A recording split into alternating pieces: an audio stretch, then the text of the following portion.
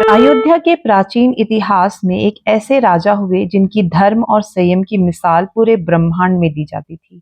उनका नाम था राजा दिलीप। सब कुछ होते हुए भी उनके पास वंश चलाने के लिए कोई भी वारिस नहीं था। राजा दिलीप एवं उनकी पत्नी सुदक्षिणा कुलगुरु ऋषि वशिष्ठ के पास पहुंचे।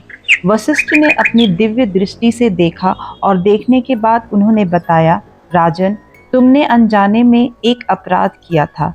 एक बार तुम स्वर्ग से लौट रहे थे तो तुमने ध्यान नहीं दिया कामधेनु माता पर। तुम उन्हें बिना प्रणाम किए निकल गए।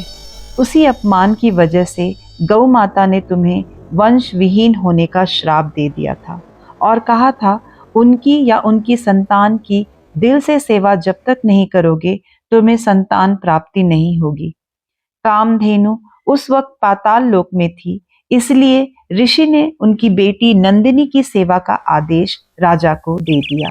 अगले दिन से ही महान सम्राट ने अपने पूरे मन से नंदिनी की सेवा शुरू कर दी। अपना सुख और ऐश्वर्य सब कुछ त्याग कर वे रोज नंदिनी को धूप और धूल से बचाते, पीछे पीछे जंगल जाते, हरी घास खिलाते, रात को गौशाला के समीप चटाई लगाकर सो जाते।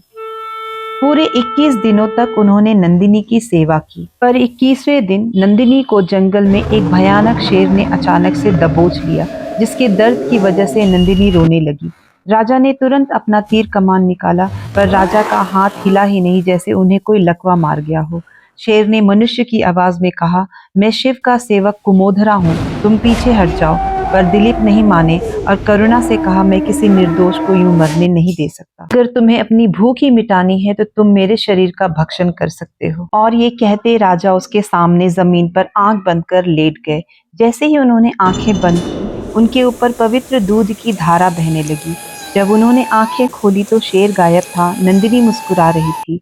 उसके कहा, राजा, शेर तो बस एक भ्रम था जो मैंने बनाया था तुम्हारी परीक्षा के लिए। नंदिनी की कृपा से प्रतापी राजा रघु का जन्म हुआ, जिसकी कीर्ति इतनी महान थी कि आगे चलकर इक्ष्वाकु वंश को रघुवंश कहा गया, जिसमें स्वयं मर्यादा पुरुषोत्तम राम ने जन्म लिया। राजा दिलीप की कहानी हमें बताती है कि हिंदू धर्म में गौ सेवा को सबसे बड़ा धर्म क्यों माना गया है। माना जाता है कि गौ माता में 33 कोटि यानी करोड़ों देवी देवताओं का वास होता है। संतान परंपरा में माना जाता है कि जो गौ माता की सेवा करते हैं उनका बड़े से बड़ा पाप एवं दुख दूर हो जाता है, सुख एवं समृद्धि आती है।